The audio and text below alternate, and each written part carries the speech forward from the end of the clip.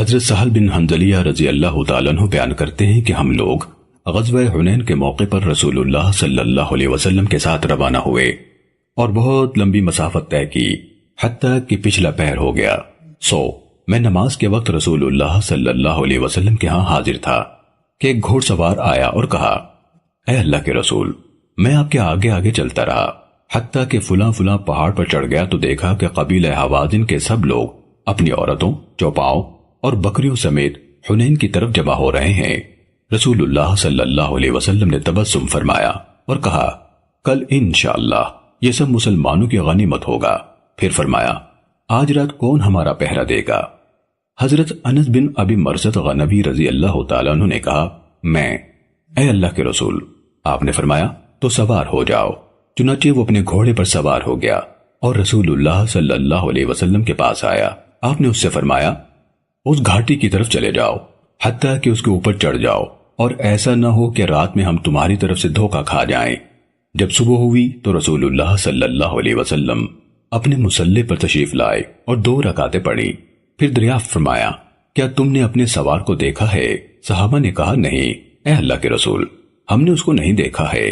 پھر نماز کے لیے تکبیر کہی گئی اور رسول اللہ صلی اللہ علیہ وسلم نماز پڑھانے لگے، اور اس دوران میں آپ گھاٹی کی طرف بھی دیکھتے رہے حتیٰ کہ جب نماز مکمل کر لی اور سلام پھیر لیا تو فرمایا، خوشخبری ہو، تمہارا سوار آ گیا ہے۔ پس ہم بھی درختوں میں سے گھاٹی کی طرف دیکھنے لگے تو وہ سامنے آ گیا اور رسول اللہ صلی اللہ علیہ وسلم کے پاس آ کھڑا ہوا۔ اس نے سلام کیا اور کہا، میں آپ کے ہاں سے روانہ ہوا حتیٰ کہ اس گھاٹی کے اوپر چڑھ گیا جہاں اللہ کے رسول صلی اللہ علیہ وسلم نے مجھے حکم فرمایا تھا۔ جب صبح ہوئی تو میں نے دونوں گھاٹیوں میں دیکھا تو مجھے کوئی شخص نظر نہیں آیا۔ رسول اللہ صلی اللہ علیہ وسلم نے اس سے پوچھا، کیا تم رات کو گھوڑے سے اترے بھی تھے؟ اس نے کہا، نہیں، صرف نماز پڑھنے یا قضاء حاجت کے لیے ہی اترا ہوں۔ پس رسول اللہ صلی اللہ علیہ وسلم نے اس سے فرمایا، تم نے اپنے لیے لازم کر لی یعنی جنت، تم اس کے بعد اور کوئی عمل نہ بھی کرو تو کوئی مواخذہ نہیں۔ سنن ابو داود حدیث نمبر 2501۔ حضرت ابو ہریرہ رضی اللہ تعالیٰ عنہ بیان کرتے ہیں، نبی صلی اللہ علیہ وسلم نے فرمایا، جو شخص اس حال میں مرا کہ اس نے جہاد نہیں کیا اور اپنے دل میں بھی جہاد کی نیت نہیں کی تو وہ نفاق کی ایک شاخ پر مرا۔ سنن ابو داود حدیث نمبر 2502۔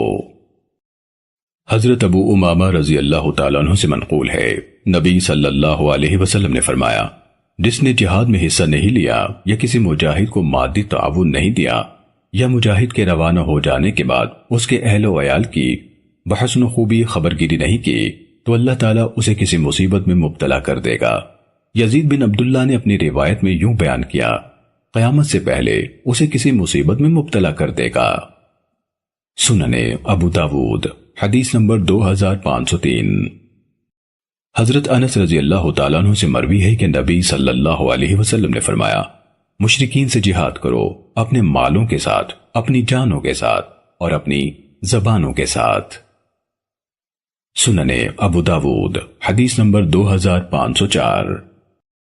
حضرت ابن عباس رضی اللہ عنہما سے مروی ہے کہ سورہ توبہ کی آیت نمبر 39، اگر تم جہاد کے لیے نہ نکلو گے تو اللہ تعالیٰ تمہیں دردناک عذاب سے دوچار کر دے گا، اور آیات 120 اور 121۔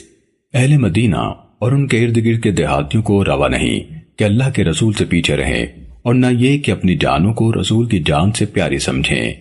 ان آیات کو اس کے بعد والی آیت نمبر 122 نے منسوخ کر دیا ہے، جس میں ہے، اور مومنوں کو لائق نہیں کہ یہ سب کے سب جہاد کے لیے نکل کھڑے ہوں۔ ایسا کیوں نہ ہوا کہ ہر جماعت میں سے ایک گروہ نکلتا تاکہ وہ دین میں سمجھ حاصل کرتے، اور جب جہاد سے لوٹ کر آتے تو اپنی قوم کو بھی ڈراتے تاکہ وہ بھی متنبہ رہیں۔ سنن ابو داود حدیث نمبر 2505۔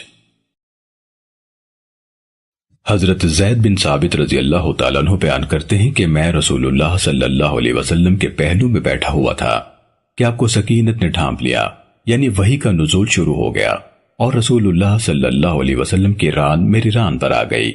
مجھے آپ صلی اللہ علیہ وسلم کی ران سے جو بوجھ محسوس ہوا کسی اور چیز سے محسوس نہیں ہوا۔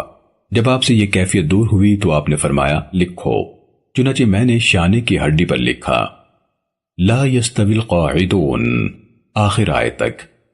اللہ کی راہ میں جہاد کرنے والے مومنین اور بیٹھ رہنے والے برابر نہیں ہو سکتے۔ ابن ام مکتوم جو نابینا صحابی تھے، انہوں نے جب مجاہدین کی یہ فضیلت سنی تو کھڑے ہوئے اور کہا، اے اللہ کے رسول، مومنین میں سے ایسے شخص کے بارے میں کیا ارشاد ہے جو جہاد کی استطاعت نہ رکھتا ہو؟ انہوں نے جب اپنی بات پوری کی تو رسول اللہ صلی اللہ علیہ وسلم کو سکینت نے ڈھانپ لیا اور آپ کی ران میری ران پر آ گئی، اور دوسری بار بھی میں نے اسی طرح کا بوجھ محسوس کیا جو پہلے محسوس کیا تھا۔ آپ سے یہ کیفیت دور ہوئی تو آپ نے فرمایا، اے زید پڑھو۔ میں نے پڑھا، لا یستوی القاعدون من المؤمنین، تو رسول اللہ صلی اللہ علیہ وسلم نے فرمایا، غیر اولی الضرر، سوائے ان کے جنہیں کوئی عذر ہو، اور باقی آیت اسی طرح رہی۔ حضرت زید رضی اللہ تعالیٰ عنہ فرماتے ہیں کہ غیر اولی الضرر کے لفظ اللہ نے علیحدہ سے نازل فرمائے اور میں نے ان کو ان کی جگہ پر لکھ دیا۔ قسم اس ذات کی جس کے ہاتھ میں میری جان ہے، گویا میں شانے کی ہڈی کے اس درس کو دیکھ رہا ہوں جہاں میں نے اس کو ملایا تھا۔ سننے ابو داود حدیث نمبر 2507۔ حضرت انس بن مالک رضی اللہ تعالیٰ عنہ سے روایت ہے، رسول اللہ صلی اللہ علیہ وسلم نے فرمایا، بلا شبہ تم لوگ مدینے میں ایسے لوگوں کو چھوڑ آئے ہو کہ جو سفر بھی تم کرتے ہو یا کوئی خرچ کرتے ہو یا کوئی وادی طے کرتے ہو تو وہ اجر و ثواب میں تمہارے ساتھ ہوتے ہیں۔ صحابہ نے کہا، اے اللہ کے رسول، وہ ہمارے ساتھ کس طرح ہوتے ہیں حالانکہ وہ مدینے میں ہیں؟ آپ نے فرمایا، ان کو عذر اور مجبوری نے روکے رکھا ہے۔ سننے ابو داود حدیث نمبر 2508۔ حضرت زید بن خالد جوہنی رضی اللہ تعالیٰ عنہ کا بیان ہے، رسول اللہ صلی اللہ علیہ وسلم نے فرمایا، جس کسی نے مجاہد کو سامان جہاد دیا تو بلا شبہ اس نے جہاد کیا، اور جو مجاہد کے اہل خانہ کی بحسن خوبی خبرگیری کرتا رہا تو بلا شبہ اس نے جہاد کیا۔ سننے ابو داود حدیث نمبر 2509۔ حضرت ابو سعید خدری رضی اللہ تعالیٰ عنہ سے روایت ہے کہ رسول اللہ صلی اللہ علیہ وسلم نے بنو لحیان کی جانب ایک مہم بھیجی اور فرمایا، ہر 2 آدمیوں میں سے ایک جہاد کے لیے چلا جائے، یعنی آدھے لوگ جہاد کے لیے جائیں اور آدھے رکے رہیں۔ پھر اپنے رکنے والوں سے فرمایا، جو تم میں سے مجاہد کے گھر والوں کی عمدہ طور پر خبرگیری کرے گا اس کو جانے والے کا آدھا ثواب ہے۔ سننے ابو داود حدیث نمبر 2510۔ حضرت ابو ہریرہ رضی اللہ تعالیٰ عنہ کہتے ہیں، میں نے رسول اللہ صلی اللہ علیہ وسلم کو سنا، آپ فرماتے تھے، انسان میں 2 وصف بہت برے ہوتے ہیں، ایک یہ کہ حریص و بخیل ہونے کے ساتھ ساتھ دل کا کچا ہو، دوسرا یہ کہ اتنا بزدل ہو کہ گویا دل ہی نکل جائے گا۔ سننے ابو داود حدیث نمبر 2511۔ جناب اسلم ابو عمران بیان کرتے ہیں کہ ہم لوگ مدینہ منورہ سے جہاد کے لیے روانہ ہوئے۔ ہم قسطنطنیہ یعنی استنبول جانا چاہتے تھے اور جناب عبد الرحمن بن خالد بن ولید ہمارے امیر جماعت تھے۔ رومی لوگ اپنی پشت فصیل شہر کی طرف کیے ہمارے مد مقابل تھے۔ مسلمانوں میں سے ایک شخص نے دشمن پر حلہ بول دیا تو لوگوں نے کہا، رکو، ٹھہرو، لا الہ الا اللہ، یہ شخص اپنے آپ کو ہلاکت میں ڈالتا ہے۔ تو حضرت ابو ایوب انصاری رضی اللہ تعالیٰ عنہ نے فرمایا کہ یہ آیت ہم انصاریوں ہی کے بارے میں نازل ہوئی تھی۔ جب اللہ ذوالجلال نے اپنے نبی صلی اللہ علیہ وسلم کی نصرت فرمائی اور اسلام کو غالب کر دیا تو ہم نے کہا، چلو اب ذرا اپنے اموال و جائیداد میں رک جائیں اور ان کو درست کر لیں۔ تو اللہ تعالیٰ نے یہ آیت نازل فرمائی، اور اللہ کی راہ میں خرچ کرو اور اپنے آپ کو ہلاکت میں نہ ڈالو۔ ہلاکت میں ڈالنا یہ تھا کہ ہم اپنے مالوں میں رک جائیں، ان کی اصلاح میں مشغول ہو جائیں اور جہاد چھوڑ دیں۔ ابو عمران نے کہا، چنانچہ ابو ایوب انصاری رضی اللہ تعالیٰ عنہ اللہ کی راہ میں جہاد کرتے رہے حتیٰ کہ قسطنطنیہ یعنی استنبول ہی میں دفن ہوئے۔ سننے ابو داود حدیث نمبر 2512۔ حضرت عقبہ بن عامر رضی اللہ تعالیٰ عنہ بیان کرتے ہیں کہ میں نے رسول اللہ صلی اللہ علیہ وسلم سے سنا، آپ فرماتے تھے، اللہ عز و جل ایک تیر کی وجہ سے 3 آدمیوں کو جنت میں داخل کرتا ہے، ایک اس کا بنانے والا جو اپنی اس صنعت میں اجر و ثواب کو امیدوار ہو، دوسرا تیر مارنے والا یعنی جہاد میں، اور تیسرا وہ جو اسے تیر پکڑانے والا ہو یعنی جو اس کا معاون ہو۔ تیر اندازی اور گھڑ سواری سیکھو، تاہم مجھے گھڑ سواری کی نسبت تیر اندازی یعنی نشانے بازی زیادہ پسند ہے۔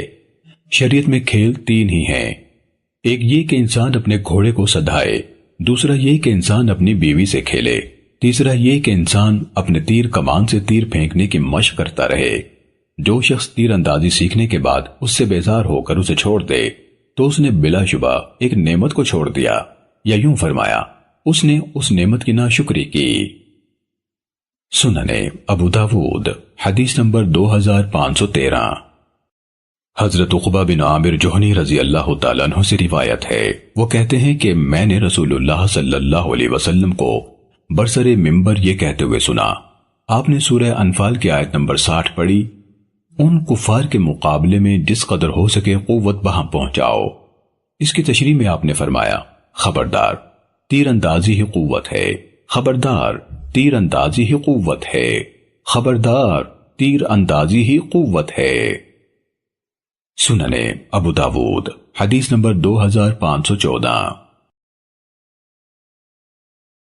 حضرت ابو ہریرہ رضی اللہ تعالیٰ عنہ سے مروی ہے کہ ایک شخص نے کہا، اے اللہ کے رسول، ایک انسان جہاد کے لیے نکلتا ہے مگر وہ دنیا کا مال چاہتا ہے۔ رسول اللہ صلی اللہ علیہ وسلم نے فرمایا، اس کے لیے کوئی اجر نہیں۔ لوگوں نے اس فرمان کو بہت گراں جانا۔ انہوں نے اس آدمی سے کہا، دوبارہ پوچھو، شاید تم اپنی بات واضح نہیں کر سکے ہو۔ اس نے کہا، اے اللہ کے رسول، ایک انسان جہاد فی سبیل اللہ کے لیے نکلتا ہے اور وہ دنیا کا مال چاہتا ہے۔ آپ نے فرمایا، اس کے لیے کوئی ثواب نہیں۔ لوگوں نے اس آدمی سے کہا، رسول اللہ صلی اللہ علیہ وسلم سے پھر پوچھو۔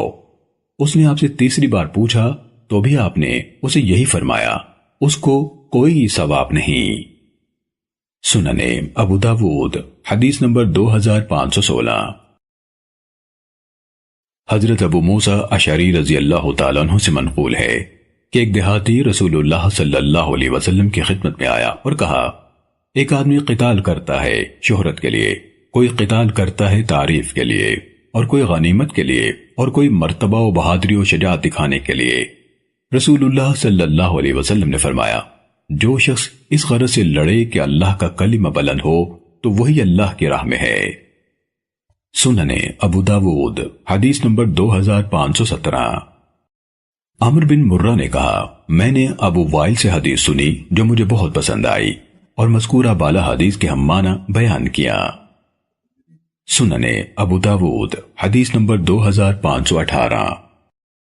حضرت عبداللہ بن عامر رضی اللہ تعالیٰ عنہ سے مروی ہے کہ میں نے کہا، اے اللہ کے رسول، مجھے جہاد اور غزوے کے متعلق ارشاد فرمائے۔ آپ نے فرمایا، اے عبداللہ بن عامر، اگر تم صبر کے ساتھ اور اجر کی نیت سے قتال کرو تو اللہ تعالیٰ تمہیں صبر کرنے والوں اور اجر کے طلبگاروں میں اٹھائے گا، اور اگر تم دکھلاوے اور مال جمع کرنے کی غرض سے قتال کرو تو اللہ تعالیٰ تمہیں ریاکار اور مال جمع کرنے والوں میں اٹھائے گا۔ اے عبداللہ بن عمر، جس حال اور نیت میں بھی تم نے لڑائی کی یعنی جہاد کیا یا تمہیں قتل کر دیا گیا تو اللہ تمہیں اسی حالت پر اٹھائے گا۔ سننے ابو داود حدیث نمبر 2519۔ حضرت ابن عباس رضی اللہ تعالیٰ عنہ کا بیان ہے کہ رسول اللہ صلی اللہ علیہ وسلم نے فرمایا، جب تمہارے بھائی احد میں شہید کر دیے گئے تو اللہ تعالیٰ نے ان کی روحوں کو سبز رنگ کے پرندوں میں کر دیا جو جنت کی نہروں پر آتے ہیں، وہاں کے پھل کھاتے ہیں اور پھر سونے کی قندیلوں میں لوٹ جاتے ہیں جو عرش کے سائے میں لٹک رہی ہیں۔ جب انہوں نے وہاں کے کھانے پینے اور آرام و راحت کے مزے دیکھے تو کہا، کون ہے جو ہمارا یہ پیغام ہمارے بھائیوں تک پہنچا دے کہ ہم جنت میں زندہ ہیں، ہمیں رزق دیا جاتا ہے تاکہ وہ جہاد سے بے رغبت نہ ہو جائیں اور لڑائی میں بزدلی نہ دکھائیں۔ چنانچہ اللہ تعالیٰ نے یہ آیت نازل فرما دی، وَلَا تَحْسَبَنَّ الَّذِينَ قُتِلُوا فِي سَبِيلِ اللَّهِ أَمْوَاتًا۔ یہ وہ لوگ ہیں جو اللہ کی راہ میں قتل ہوئے، ان کے بارے میں یہ خیال ہرگز نہ کیجیے کہ وہ مردہ ہیں، بلکہ وہ زندہ ہیں، اپنے رب کے پاس رزق دیے جاتے ہیں۔ سننے ابو داود حدیث نمبر 2520۔ حضرت عائشہ رضی اللہ تعالیٰ عنہ بیان کرتی ہیں کہ جب نجاشی رحمہ اللہ کی وفات ہوئی تو ہم لوگ کہا کرتے تھے کہ اس کی قبر پر نور دکھائی دیتا ہے۔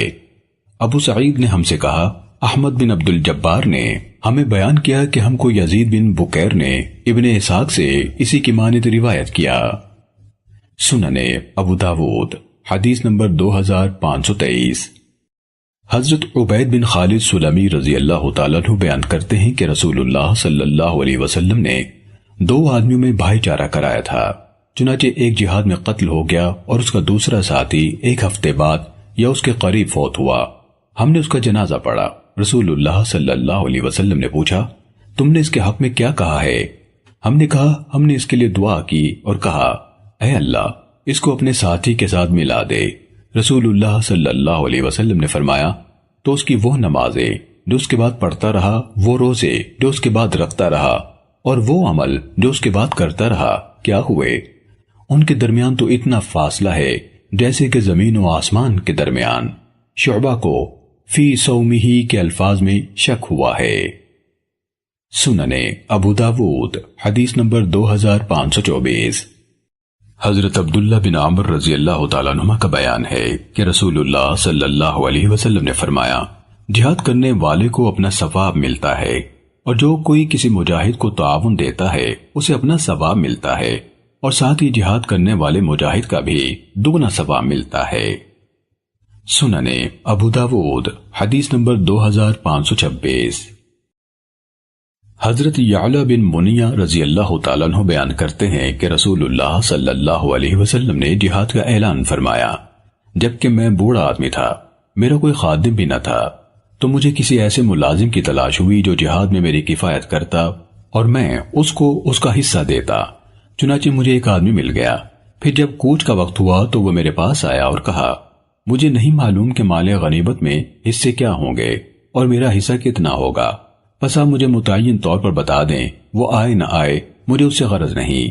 تو میں نے اس کے لیے 3 دینار متعین کر دیے۔ پھر جب میں غنیمت لینے کے لیے حاضر ہوا اور چاہا کہ اس کا حصہ اسے دوں تو مجھے مقرر کردہ دیناروں کا خیال آیا۔ میں نبی صلی اللہ علیہ وسلم کی خدمت میں حاضر ہوا اور اس آدمی کا معاملہ آپ کے سامنے پیش کیا۔ آپ نے فرمایا، میں اس کے اس جہاد میں دنیا اور آخرت میں سوائے ان دیناروں کے جو اس نے مقرر کر لیے اور کچھ نہیں پاتا۔ سننے ابو داود حدیث نمبر 2527۔ حضرت عبداللہ بن عمر رضی اللہ تعالیٰ عنہ سے روایت ہے کہ ایک آدمی رسول اللہ صلی اللہ علیہ وسلم کی خدمت میں حاضر ہوا اور کہا، میں آپ کے پاس ہجرت پر بیعت کے لیے حاضر ہوا ہوں اور اپنے ماں باپ کو روتے ہوئے چھوڑ کر آیا ہوں۔ آپ نے فرمایا، ان کے پاس جا اور انہیں ہنسا اور خوش کر جیسے کہ تو نے ان کو رلایا ہے۔ سننے ابو داود حدیث نمبر 2528۔ حضرت عبداللہ بن عمر رضی اللہ تعالیٰ عنہ سے روایت ہے کہ ایک شخص نبی صلی اللہ علیہ وسلم کی خدمت میں آیا اور کہا، اے اللہ کے رسول، میں جہاد کرنا چاہتا ہوں۔ آپ نے فرمایا، کیا تیرے ماں باپ ہیں؟ اس نے کہا، ہاں۔ آپ نے فرمایا، تو انہی میں جہاد کر، یعنی ان کی خدمت کر، یہی تیرا جہاد ہے۔ امام ابو داود رحمہ اللہ فرماتے ہیں کہ سند حدیث میں راوی ابو العباس یہ شاعر ہے اور اس کا نام سائے بن فروخ ہے۔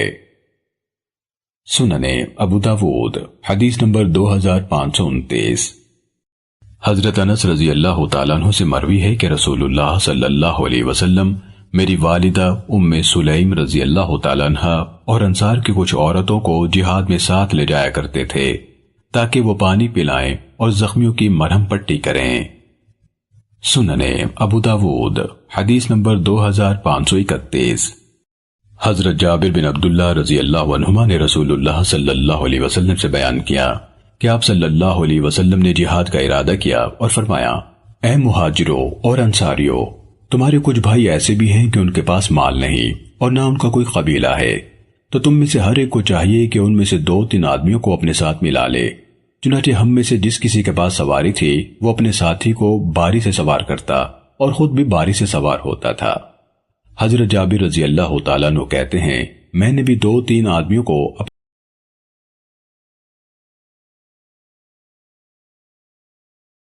ابن زغب ایادی نے بیان کیا کہ حضرت عبداللہ بن حوالہ ازدی رضی اللہ تعالیٰ عنہ میرے مہمان بنے تو انہوں نے مجھ سے بیان کیا، رسول اللہ صلی اللہ علیہ وسلم نے ہم کو پیدل جہاد کے لیے روانہ فرمایا تاکہ کوئی غنیمت حاصل کر لائیں۔ پس ہم واپس آئے اور ہمیں کوئی غنیمت نہ ملی۔ آپ نے مشقت اور غمی کے آثار ہمارے چہروں پر دیکھے تو کھڑے ہوئے اور دعا کرتے ہوئے فرمایا، اے اللہ، انہیں میرے سپرد نہ کر دے کہ ان کی کفالت سے عاجز رہوں، اور نہ انہیں اپنی جانوں کے سپرد کر دے کہ اپنی کفالت سے عاجز رہیں، اور نہ انہیں لوگوں کے سپرد کر دینا کہ وہ اپنے آپ ہی کو ترجیح دینے لگیں۔ پھر آپ نے اپنا ہاتھ مبارک میرے سر پر رکھا اور فرمایا، اے ابن حوالہ، جب تم دیکھو کہ خلافت ارض مقدس شام تک پہنچ گئی ہے تو زلزلے آنے لگیں گے، مصیبتیں ٹوٹیں گی، علاوہ ازیں اور بھی بڑی بڑی علامتیں ظاہر ہوں گی، اور قیامت اس وقت لوگوں کے اس سے زیادہ قریب ہوگی جتنا کہ میرا ہاتھ تمہارے سر پر ہے۔ امام ابو داود رحمہ اللہ کہتے ہیں کہ عبداللہ بن حوالہ رضی اللہ عنہ کا تعلق حمص سے ہے۔ سننے ابو داود حدیث نمبر 2535۔ حضرت عبداللہ بن مسعود رضی اللہ تعالیٰ عنہ بیان کرتے ہیں، رسول اللہ صلی اللہ علیہ وسلم نے فرمایا، ہمارے رب تعالیٰ کو اس بندے پر بڑا تعجب آتا ہے جو اللہ کی راہ میں جہاد کے لیے نکلے اور اس کے ساتھی بھاگ نکلے، مگر اس بندے کو گناہ کا احساس ہو تو وہ قتال کے لیے واپس لوٹ آئے حتیٰ کہ اس کا خون بہا دیا جائے، تو اللہ تعالیٰ اپنے فرشتوں سے کہتا ہے، دیکھو میرے بندے کی طرف کہ میرے ہاں ثواب کی رغبت میں اور میری پکڑ کے ڈر سے واپس لوٹ آیا حتیٰ کہ اس کا خون بہا دیا گیا۔ سننے ابو داود حدیث نمبر 2536۔ حضرت ابو ہریرہ رضی اللہ تعالیٰ عنہ بیان کرتے ہیں کہ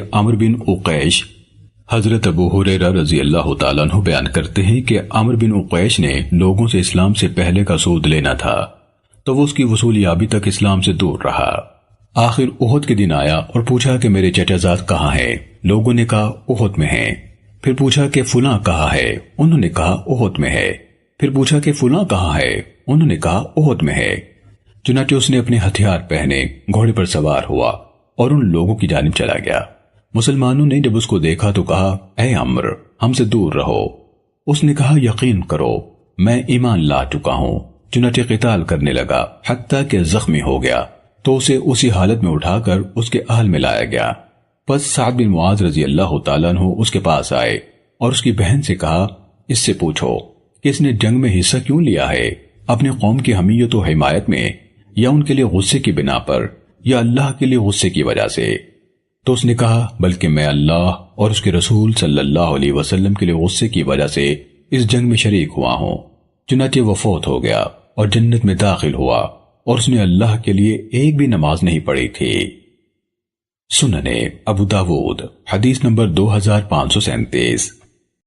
حضرت سلمہ بن اکوع رضی اللہ تعالیٰ عنہ بیان کرتے ہیں کہ خیبر کے موقع پر میرے بھائی عامر بن اکوع رضی اللہ تعالیٰ عنہ نے خوب قتال کیا، اور اللہ کا کرنا ایسا ہوا کہ اس کی اپنی تلوار اچڑ کر خود اس کو لگ گئی، جس سے وہ قتل ہو گیا۔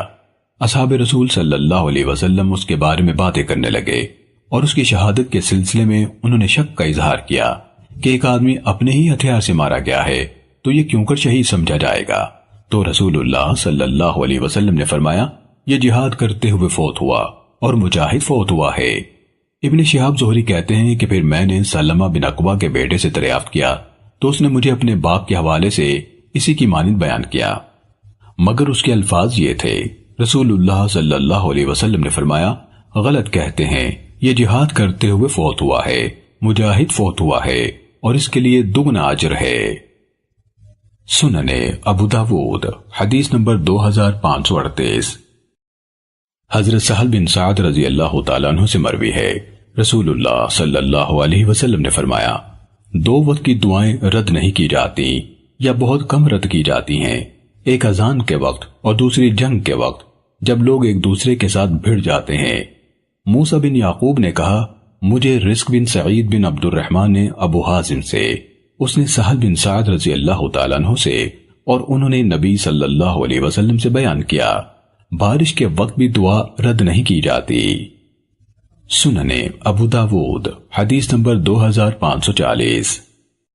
حضرت معاذ بن جبل رضی اللہ تعالیٰ عنہ سے روایت ہے کہ انہوں نے رسول اللہ صلی اللہ علیہ وسلم کو سنا، آپ فرماتے تھے، اگر کسی نے اونٹنی کو دوبارہ دھونے کے وقفے کے برابر بھی قتال کیا تو اس کے لیے جنت واجب ہے، اور جس نے اللہ سے سچے دل سے قتل فی سبیل اللہ کی دعا مانگی پھر فوت ہو گیا یا قتل کر دیا گیا تو اس کے لیے شہید کا ثواب ہے۔ ابن المصفہ نے یہاں اضافہ کیا، اور جسے دشمن کی طرف سے اللہ کی راہ میں کوئی زخم آ گیا یا کوئی چوٹ لگ گئی تو قیامت کے دن وہ زخم اسی طرح تازہ اور بڑا ہوگا جیسے کہ وہ تھا، اس کے خون کا رنگ زعفران کا اور خوشبو کستوری کی ہوگی، اور جسے اللہ کی راہ میں کوئی پھوڑا نکل آیا تو اس پر شہیدوں کی مہر ہوگی۔ سننے ابو داود حدیث نمبر 2541۔ حضرت ابن عباس رضی اللہ تعالیٰ عنہما سے مروی ہے، رسول اللہ صلی اللہ علیہ وسلم نے فرمایا، گھوڑوں میں برکت ان کے سرخ رنگ والوں میں ہے۔ سننے ابو داود حدیث نمبر 2545۔ حضرت ابو ہریرہ رضی اللہ تعالیٰ عنہ سے روایت ہے کہ رسول اللہ صلی اللہ علیہ وسلم مادہ گھوڑی کو فرس کہا کرتے تھے۔ سننے ابو داود حدیث نمبر 2546۔ حضرت ابو ہریرہ رضی اللہ تعالیٰ عنہ سے مروی ہے کہ رسول اللہ صلی اللہ علیہ وسلم شکال قسم کے گھوڑوں کو ناپسند فرماتے تھے، اور شکال سے مراد یہ ہے کہ اس کے دائیں پاؤں اور بائیں ہاتھ میں سفیدی ہو یا دائیں ہاتھ اور بائیں پاؤں میں سفیدی ہو۔ امام ابو داود رحمہ اللہ نے وضاحت کی کہ اس کے مخالف ہاتھ پاؤں میں سفیدی ہو۔ سننے ابو داود حدیث نمبر 2547۔ حضرت سہل بن حنظلیہ رضی اللہ تعالیٰ عنہ بیان کرتے ہیں کہ رسول اللہ صلی اللہ علیہ وسلم ایک اونٹ کے پاس سے گزرے جس کا پیٹ اس کی کمر سے لگ گیا تھا، تو آپ نے فرمایا، ان بے زبان جانوروں کے بارے میں اللہ سے ڈرو، ان پر سواری کرو تو بھلے انداز میں اور کھلاؤ تو بھی عمدہ طرح سے۔ سننے ابو داود حدیث نمبر 2548۔ حضرت عبداللہ بن جعفر رضی اللہ عنہما بیان کرتے ہیں کہ ایک دن رسول اللہ صلی اللہ علیہ وسلم نے مجھے اپنے ساتھ سواری پر پیچھے بٹھا لیا اور خاموشی سے مجھے ایک بات بتائی جو میں کسی کو بھی نہیں بتاؤں گا، اور رسول اللہ صلی اللہ علیہ وسلم کو قضاء حاجت کے لیے چھپنے کی دو جگہ بہت زیادہ پسند تھیں، یا تو کوئی اونچی جگہ ہوتی یا کوئی کھجوروں کا جھنڈ ہوتا۔ آپ ایک بار ایک انصاری کے باغ میں تشریف لے گئے تو وہاں ایک اونٹ تھا۔ جب اس نے نبی صلی اللہ علیہ وسلم کو دیکھا تو رونی سی آواز نکالی اور اس کی آنکھوں سے آنسو بہنے لگے۔ نبی صلی اللہ علیہ وسلم اس کے پاس آئے اور اس کے سر پر ہاتھ پھیرا تو وہ چپ ہو گیا۔ پھر آپ صلی اللہ علیہ وسلم نے پوچھا، اس اونٹ کا مالک کون ہے؟ یہ کس کا اونٹ ہے؟ تو ایک انصاری جوان آیا اور کہا، اے اللہ کے رسول، یہ میرا ہے۔ آپ نے فرمایا، کیا تو اس جانور کے بارے میں اللہ سے نہیں ڈرتا جس کا اس نے تجھ کو مالک بنایا ہے؟ اس نے مجھ سے شکایت کی ہے کہ تو اسے بھوکا رکھتا ہے اور بہت تھکاتا ہے۔ سننے ابو داود حدیث نمبر 2549۔ حضرت ابو ہریرہ رضی اللہ تعالیٰ عنہ سے روایت ہے، رسول اللہ صلی اللہ علیہ وسلم نے فرمایا، ایک آدمی کسی راستے میں جا رہا تھا کہ اسے بہت پیاس لگی۔ اسے ایک کنواں ملا، وہ اس میں اترا، پانی پیا اور باہر نکلا تو اس نے ایک کتا دیکھا جو ہانپ رہا تھا اور پیاس کی وجہ سے گیلی مٹی چاٹ رہا تھا۔ اس آدمی نے سوچا کہ اس کتے کو بھی پیاس نے ستایا ہے جیسے کہ مجھے ستایا تھا، بس وہ دوبارہ کنویں میں اترا، اپنے موزے کو پانی سے بھر کر اپنے منہ سے پکڑا اور اوپر چڑھا اور کتے کو پلایا۔ سو اللہ تعالیٰ نے اس کا یہ عمل قبول فرما لیا اور اسے بخش دیا۔ صحابہ نے کہا، اے اللہ کے رسول، کیا ہمارے لیے جانوروں کی خدمت میں بھی ثواب ہے؟ آپ نے فرمایا، ہر گیلے جگر یعنی جاندار میں ثواب ہے۔ سننے ابو داود حدیث نمبر 2550۔ حضرت انس بن مالک رضی اللہ تعالیٰ عنہ نے بیان کیا کہ ہم جب کسی منزل پر اترتے تو اس وقت تک نماز نہ پڑھتے تھے جب تک کہ اونٹوں پر سے کجاوے نہ اتار لیتے۔ سننے ابو داود حدیث نمبر 2551۔ حضرت ابو بشیر انصاری رضی اللہ تعالیٰ عنہ کا بیان ہے کہ وہ ایک سفر میں رسول اللہ صلی اللہ علیہ وسلم کے ساتھ تھے کہ رسول اللہ صلی اللہ علیہ وسلم نے ایک پیغامبر بھیجا۔ راوی حدیث عبداللہ بن ابی بکر کا کہنا ہے، میرا خیال ہے کہ شیخ نے بیان کیا، لوگ رات کی آرام گاہ میں تھے۔ آپ صلی اللہ علیہ وسلم نے کہلا بھیجا کہ کسی اونٹ کے گلے میں کوئی تانت یا کوئی قلادہ باقی نہ چھوڑا جائے مگر اسے کاٹ ڈالا جائے۔ امام مالک رحمہ اللہ فرماتے ہیں، میرا خیال ہے بد نظری سے بچاؤ کے لیے یہ ڈالتے تھے۔ سننے ابو داود حدیث نمبر 2552۔ ام المومنین حضرت ام حبیبہ رضی اللہ تعالیٰ عنہ بیان کرتی ہیں کہ نبی صلی اللہ علیہ وسلم نے فرمایا، جس قافلے اور جماعت میں گھنٹی ہو فرشتے اس کے ساتھ نہیں ہوتے۔ سنن ابو داود حدیث نمبر 2554۔ حضرت ابو ہریرہ رضی اللہ تعالیٰ عنہ سے منقول ہے، رسول اللہ صلی اللہ علیہ وسلم نے فرمایا، فرشتے اس جماعت کے ساتھ نہیں چلتے جن کے ساتھ کتا ہو یا گھنٹی۔ سنن ابو داود حدیث نمبر 2555۔ حضرت ابو ہریرہ رضی اللہ تعالیٰ عنہ نے بیان کیا کہ رسول اللہ صلی اللہ علیہ وسلم نے گھنٹی کے متعلق فرمایا، یہ شیطان کا باجا ہے۔ سنن ابو داود حدیث نمبر 2556۔ حضرت ابن عمر رضی اللہ تعالیٰ عنہما سے روایت ہے، فرمایا، ایسے جانور پر سواری کرنے سے منع کیا گیا ہے جو گندگی کھاتا ہو۔ سنن ابو داود حدیث نمبر 2557۔ حضرت ابن عمر رضی اللہ تعالیٰ عنہما سے منقول ہے، انہوں نے فرمایا، رسول اللہ صلی اللہ علیہ وسلم نے ایسے اونٹ کی سواری سے منع فرمایا جو گندگی کھاتا ہو۔ سنن ابو داود حدیث نمبر 2558۔ حضرت معاذ بن جبل رضی اللہ تعالیٰ عنہ بیان کرتے ہیں کہ میں رسول اللہ صلی اللہ علیہ وسلم کے ساتھ ایک گدھے پر آپ کے پیچھے بیٹھا ہوا تھا جسے عفیر کہا جاتا تھا۔ سنن ابو داود حدیث نمبر 2559۔ حضرت عمران بن حسین رضی اللہ تعالیٰ عنہما سے منقول ہے کہ نبی صلی اللہ علیہ وسلم ایک سفر میں تھے، پس آپ نے کسی سے لعنت کرنے کی آواز سنی تو آپ نے پوچھا، یہ کیا ہے؟ صحابہ نے کہا، یہ فلاں عورت ہے جس نے اپنی سواری کو لعنت کی ہے۔ تو نبی صلی اللہ علیہ وسلم نے فرمایا، اس سے کجاوا اور سامان اتار دو، بلا شبہ اب یہ ملعونہ ہے۔ چنانچہ صحابہ نے اس سے سامان وغیرہ اتار دیا۔ عمران کہتے ہیں، گویا میں اس کی طرف دیکھ رہا ہوں کہ وہ سیاہی مائل اونٹنی تھی۔ سنن ابو داود حدیث نمبر 2561۔ حضرت انس بن مالک رضی اللہ تعالیٰ عنہ کا بیان ہے کہ میرے بھائی عبداللہ بن ابی طلحہ کی ولادت ہوئی تو میں اسے لے کر نبی صلی اللہ علیہ وسلم کی خدمت میں حاضر ہوا تاکہ آپ اسے گھٹی دیں۔ میں نے آپ کو بکریوں کے باڑے میں پایا، آپ بکریوں کو نشان لگا رہے تھے۔ شعبہ نے کہا، میرا خیال ہے شیخ نے بیان کیا آپ ان کے کانوں پر نشان لگا رہے تھے۔ سنن ابو داود حدیث نمبر 2563۔ حضرت جابر رضی اللہ تعالیٰ عنہ سے مروی ہے کہ نبی صلی اللہ علیہ وسلم کے پاس سے ایک گدھا لے جایا گیا جس کے چہرے پر داغ دیا گیا تھا، تو آپ نے فرمایا، کیا تمہیں یہ بات نہیں پہنچی کہ میں نے ایسے شخص پر لعنت کی ہے جو کسی جانور کو اس کے چہرے پر داغے یا اس کے منہ پر مارے؟ چنانچہ آپ نے اس کام سے منع فرما دیا۔ سنن ابو داود حدیث نمبر 2564۔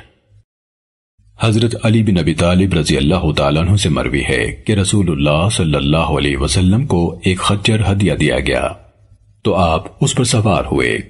حضرت علی رضی اللہ تعالیٰ عنہ نے کہا، اگر ہم گدھوں کو گھوڑیوں پر چڑھائیں تو ان کے اس جنسی عمل سے ہمیں اس طرح کے خچر حاصل ہو جائیں گے۔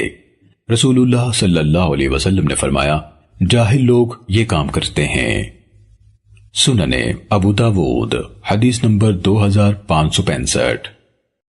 حضرت عبداللہ بن جعفر رضی اللہ عنہما بیان کرتے ہیں کہ نبی صلی اللہ علیہ وسلم جب سفر سے تشریف لاتے تو ہمارے ساتھ آپ کا استقبال کیا جاتا، تو جس بچے کے ساتھ آپ کا پہلے استقبال کیا جاتا آپ اسے اپنے آگے بٹھا لیتے۔ چنانچہ میرے ساتھ آپ کا استقبال کیا گیا تو آپ نے مجھے اپنے آگے بٹھا لیا۔ پھر حضرت حسن رضی اللہ تعالیٰ عنہ یا حسین رضی اللہ تعالیٰ عنہ آئے تو آپ نے ان کو اپنے پیچھے بٹھا لیا۔ پھر ہم مدینے میں داخل ہوئے تو اسی طرح تھے کہ تینوں ایک ہی سواری پر سوار تھے۔ سنن ابو داود حدیث نمبر 2566۔ حضرت ابو ہریرہ رضی اللہ تعالیٰ عنہ سے مروی ہے، نبی صلی اللہ علیہ وسلم نے فرمایا، اپنے جانوروں کی پیٹھوں کو ممبر بنانے سے بچو، بلا شبہ اللہ عز و جل نے ان کو تمہارے تابع کیا ہے تاکہ تمہیں ایک شہر سے دوسرے شہر تک پہنچا دے جہاں تم نفسوں کی مشقت کے بغیر پہنچ ہی نہیں سکتے تھے، اور اس نے تمہارے لیے زمین بنائی ہے تو اپنی ضرورتیں اس پر پوری کیا کرو۔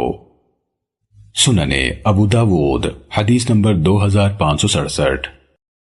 حضرت ابو ہریرہ رضی اللہ تعالیٰ عنہ نے بیان کیا، رسول اللہ صلی اللہ علیہ وسلم نے فرمایا، جب تم شاداب علاقوں میں سفر کرو تو اونٹوں کو ان کا حق دیا کرو کہ وہ بھی کھا اور چر لیں، اور جب خشکی کے دن اور علاقے ہوں تو جلدی جلدی چلا کرو تاکہ سواریوں کو اذیت نہ ہو، اور جب تم رات کو آرام کے لیے کہیں پڑاؤ کرو تو راستے سے ہٹ کر پڑاؤ کیا کرو۔ سننے ابو داود حدیث نمبر 2569۔ حضرت انس رضی اللہ تعالیٰ عنہ سے روایت ہے، رسول اللہ صلی اللہ علیہ وسلم نے فرمایا، رات کے پہلے پہر یا رات کو بھی سفر کیا کرو، بلا شبہ رات کے وقت زمین لپیٹ لی جاتی ہے۔ سننے ابو داود حدیث نمبر 2571۔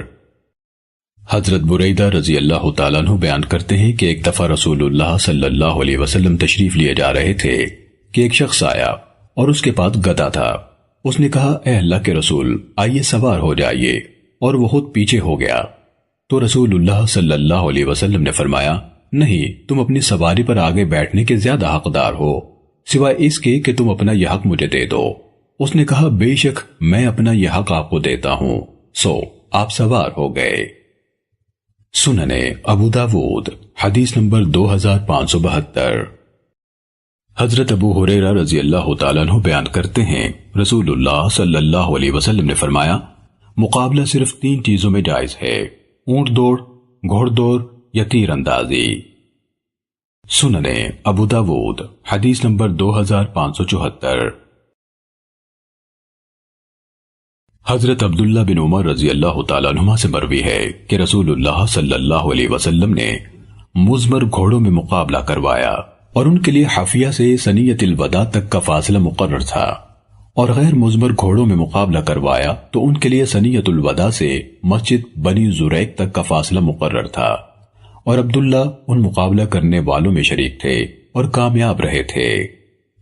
سننے ابو داود حدیث نمبر 2575۔ حضرت عبداللہ بن عمر رضی اللہ تعالیٰ عنہما سے منقول ہے کہ نبی صلی اللہ علیہ وسلم گھوڑوں کو مزمر بنایا کرتے تھے جن میں مقابلے کرائے جاتے تھے۔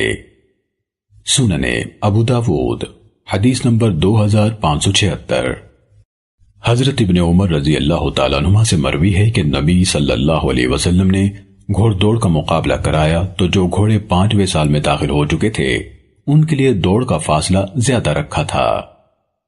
سننے ابو داود حدیث نمبر 2577۔ ام المومنین حضرت عائشہ رضی اللہ تعالیٰ عنہ بیان کرتی ہیں کہ میں ایک سفر میں نبی صلی اللہ علیہ وسلم کے ساتھ تھی، میں نے آپ کے ساتھ دوڑ میں مقابلہ کیا تو میں آپ صلی اللہ علیہ وسلم سے آگے بڑھ گئی، پھر جب میں بھاری ہو گئی تو آپ مجھ سے بڑھ گئے، تو آپ نے فرمایا، یہ اس پہلی دوڑ کا بدلہ ہے۔ سننے ابو داود حدیث نمبر 2578۔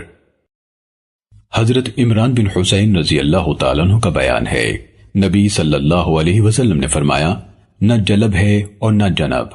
یحییٰ بن خلف کی روایت میں صراحت ہے، یعنی مقابلے میں۔ سننے ابو داود حدیث نمبر 2581۔ حضرت انس رضی اللہ تعالیٰ عنہ بیان کرتے ہیں کہ رسول اللہ صلی اللہ علیہ وسلم کی تلوار کے قبضے کی ٹوپی چاندی کی تھی۔ سننے ابو داود حدیث نمبر 2583۔ سعید بن ابی الحسن رحمہ اللہ کی روایت ہے کہ رسول اللہ صلی اللہ علیہ وسلم کی تلوار کے قبضے کی ٹوپی چاندی کی تھی۔ قتادہ کہتے ہیں، مجھے معلوم نہیں کہ کسی نے اس کی مطابقت کی ہو۔ سننے ابو داود حدیث نمبر 2584۔ حضرت انس بن مالک رضی اللہ تعالیٰ عنہ سے مذکورہ بالا حدیث کی مانند مروی ہے۔ امام ابو داود رحمہ اللہ فرماتے ہیں، ان سب میں سعید بن ابی الحسن رحمہ اللہ کی روایت قوی ہے اور باقی ضعیف ہیں۔ سننے ابو داود حدیث نمبر 2585۔ حضرت جابر رضی اللہ تعالیٰ عنہ سے منقول ہے کہ رسول اللہ صلی اللہ علیہ وسلم نے ایک شخص کو حکم دیا جو مسجد میں تیروں کا صدقہ تقسیم کرنے جا رہا تھا کہ وہ جب ان تیروں کو لے کر چلے تو ان کو پھلوں کی طرف سے پکڑے۔ سننے ابو داود حدیث نمبر 2586۔ حضرت ابو موسیٰ رضی اللہ تعالیٰ عنہ سے مروی ہے کہ رسول اللہ صلی اللہ علیہ وسلم نے فرمایا، جب تم میں سے کوئی ہماری مسجد یا بازار میں سے گزرے اور اس کے پاس تیر ہوں تو چاہیے کہ انہیں ان کے پھلوں کی طرف سے پکڑ کر رکھے، یا فرمایا انہیں اپنی مٹھی سے پکڑے رہے، کہیں کسی مسلمان کو نہ لگ جائیں۔ سننے ابو داود حدیث نمبر 2587۔ حضرت سمرہ بن جندب رضی اللہ تعالیٰ عنہ سے مروی ہے، بے شک رسول اللہ صلی اللہ علیہ وسلم نے منع فرمایا ہے کہ چمڑے کے ٹکڑے کو 2 انگلیوں کے درمیان رکھ کر کاٹا جائے۔ سننے ابو داود حدیث نمبر 2589۔ جناب سائب بن یزید رحمہ اللہ نے ایک شخص سے روایت کی اور اس کا نام بھی بتایا کہ رسول اللہ صلی اللہ علیہ وسلم نے احد کے دن اوپر تلے 2 زریں پہنی ہوئی تھیں۔ سننے ابو داود حدیث نمبر 2590۔ حضرت محمد بن قاسم رحمہ اللہ نے اپنے غلام کو حضرت برا بن عازب رضی اللہ تعالیٰ عنہ کی خدمت میں بھیجا کہ وہ ان سے رسول اللہ صلی اللہ علیہ وسلم کے علم کے متعلق پوچھ کر آئے کہ وہ کیسا تھا، تو انہوں نے بتایا کہ وہ کالے لکیردار اونی کپڑے کا اور چوکور تھا۔ سننے ابو داود حدیث نمبر 2591۔ حضرت جابر رضی اللہ تعالیٰ عنہ نے نبی صلی اللہ علیہ وسلم کے متعلق بتایا کہ جس دن آپ مکے میں داخل ہوئے اس دن آپ کا جھنڈا سفید رنگ کا تھا۔ سننے ابو داود حدیث نمبر 2592۔ حضرت ابو دردہ رضی اللہ تعالیٰ عنہ بیان کرتے ہیں کہ میں نے رسول اللہ صلی اللہ علیہ وسلم سے سنا، آپ فرماتے تھے میرے لیے ضعفاء اور کمزور لوگوں کو تلاش کرو، تم لوگ اپنے کمزور لوگوں ہی کے ذریعے سے رزق دیے جاتے اور مدد کیے جاتے ہو۔